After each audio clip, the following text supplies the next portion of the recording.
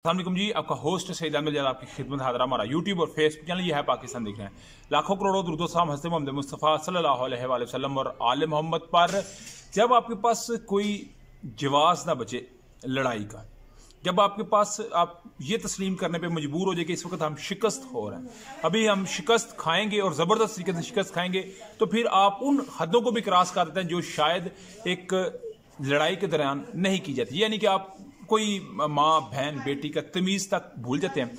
कुछ ऐसे ही पाकिस्तान के अंदर भी होना शुरू हो गया है। पहले चीफ जस्टिस उमर ताब बंदियाल साहब की सास और ख्वाजा तारिक रहीम साहब की वाइफ, इनकी एक ऑडियो आती है। आज बाकायदा तौर पे मैंने अपनी खबर आपके साथ शेयर की थी और पिछले वीलॉग में जो सुबह का वीलॉग था कि एक हैकर साहब ने कमिंग सून लिख दिया हुआ है और वो आ गया।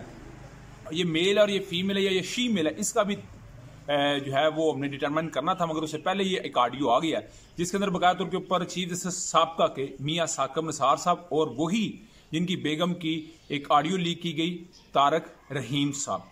तो ये गवर्नर साहब का भी है और पाकिस्तान तरीके इंसाफ के वकील भी हैं, और ये इतने तगड़े वकील हैं कि नून लीग के लिए वबाले जान बने हैं। क्योंकि आप जानते हैं जो 8 रुकनी बेंच ने स्टे दिया एक्ट एंड प्रोसीजर 2023 का, उसमें स्टे दिलवाने में 2 मई तक 8 रुकनी बेंच से ये उसमें बड़े सरे फरिश्त रहे हैं और समझे इन्हीं ने उसको दिलवाया है। और अभी इन्हीं को जानबूझ के मिलान किया जा रहा है, और चाहे हाजर जस्टिस हों या साबका जज हों, इनके लिए एक मलिशियस किस्म की कंपेन जानबूझ के लॉन्च की जा रही है। तो चीफ जस्टिस साहब ने भी इसका जी पोस्टमार्टम कर दिया, सारी बातें खुलकर उन्होंने बयान कर दी हैं, मगर इसका करने का मकसद यही है कि प्रेशराइज लाना है। और इसमें मुझे नहीं लगता कि उन्होंने कोई ऐसी बात की हो कि जिससे कोई अदलिया के अंदर डायरेक्ट इन्वॉल्व हो रहे हो। उनका एक अपना लॉ एसोसिएशन है, वो कहता है अगर मुझसे कोई कानून का मशवरा लेता है, और कानून बेसिकली याद रखिएगा लॉ चलती है केस स्टडियों के ऊपर, और ये बड़े पेचीदा मामला भी होते हैं जिनके अंदर सीनियर कानूनदानों या जस्टिस साहबान चीफ जस्टिस साहबान से भी मदद लेनी पड़ सकती है। तो उन्होंने उस एक किस्म की मदद ली जिसके ऊपर बाकायदा तौर के ऊपर मियां साकिब निसार साहब जो कि चीफ जस्टिस साहब है, उनका भी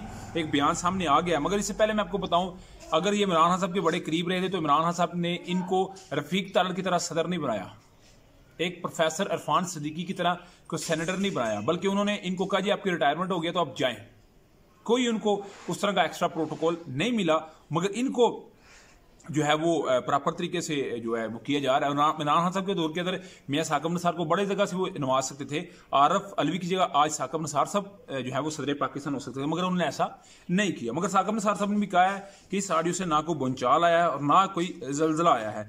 मेरी प्राइवेसी को उन्होंने कहा हाँ मेरी प्राइवेसी हक को जरूर मुतासर कर दिया गया है, और मुबैना चोरी हक का और मुबैना चोरी का हाल है, मैं इसको कोई नहीं मानता, और चोरी का माल ना बिक सकता है और ना इसकी तशहीर हो सकती है। ये बाकायदा तौर पर चीफ जस्टिस उमर ताब बंदियाल साहब ये बात करते नजर आ रहे हैं। और उन्होंने कहा जी मेरी एक लॉ फर्म है, लोग मुझसे मशवरा लेते हैं तो मैं मशवरा तो दूंगा, तो फिर जो एक बाकी उनका हक बनता है वो चाहे पैसे से दे रहे हैं या वो फ्री ऑफ कॉस्ट किसी को दे रहे हैं। मगर उनकी जो ऑडियो लीक करके ये वही बात है कि जब उन्होंने कहा था कि मेरी व्हाट्सएप हैक हो चुकी है तो मुझे इसका जो है वो कोई ना कोई समर मिल सकता है। तो ये मैंने इसका किया पाचा आपके साथ कर दिया, आगे आप खुद सियाने आप समझ सकते हैं। उधर जी एक जस्टिस काजी फायसल साहब को बाकायदा तौर पे प्रोटोकॉल दिया जा रहा है चीफ जस्टिस साहब का। ये बात कह रहे हैं इस्लामाबाद के अंदर गैर मामूली खरात है, और सीनियर एंकर पर्सन है, सीनियर जर्नलिस्ट है उमर चीमा साहब, और उनकी खबर बड़ी वैलिड होती है और बड़े वेल इन्फॉर्म्ड साफ़ी हैं।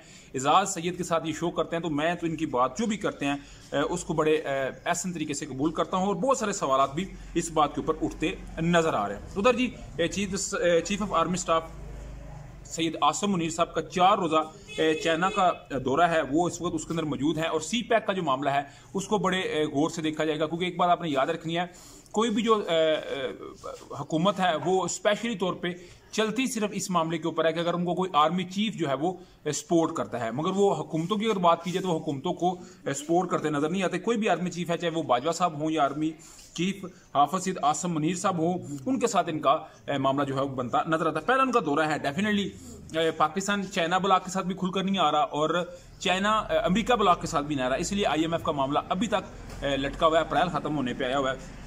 मगर अभी जैसे दूसरे ममालिक के अंदर डॉलर की निस्बत चाइनीज जो है वो पैसे चलने शुरू हो गए, पाकिस्तान के अंदर भी इसके ऊपर बड़ा काम है, और डेफिनेटली इसके लिए श्योरिटी भी मांगी जा रही है। तो वो सारा कुछ चीफ साहब ने देनी है। तो इंशाल्लाह ताला मुझे उम्मीद है कि ये जो दौरा बड़ा अहम होने जा रहा है, और पाकिस्तान के वज़ीर आज़म तो खुद ये कह चुके हैं कि यूएई से पैसा ही आर्मी चीफ हाफिज सईद आसिम मुनीर साहब लेके आए हैं, और इससे पहले इमरान साहब बाजवा साहब की तारीफ करते नजर आ रहे थे। तो आर्मी पाकिस्तान का फखर है जो इस मामले के अंदर पाकिस्तान को बहुत सारे चैलेंजेस से वो है ना नबर आजमादा होती नजर आ रही है। तो ये जी अभी तक की अपडेट थी, अभी तक का व्लॉग था। इसके मतलब आपकी कोई भी रहा तो लाजमी कौन से शेयर किया। व्लॉग की वीडियो पसंद है तो चैनल को लाइक सब्सक्राइब अपने दोस्तों से शेयर कर लीजिए। नेक्स्ट व्लॉग भी होस्ट को जल्दी। अस्सलाम वालेकुम।